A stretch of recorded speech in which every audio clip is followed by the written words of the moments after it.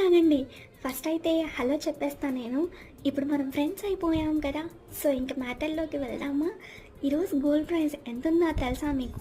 చూడండి మీరే డిఫరెంట్ సిటీస్‌లో ఎలా ఉందో, ఎవరికైతే గోల్డ్ తీసుకోవాలి అనుకుంటున్నారో వాళ్ళు త్వరగా తీసేసుకోండి.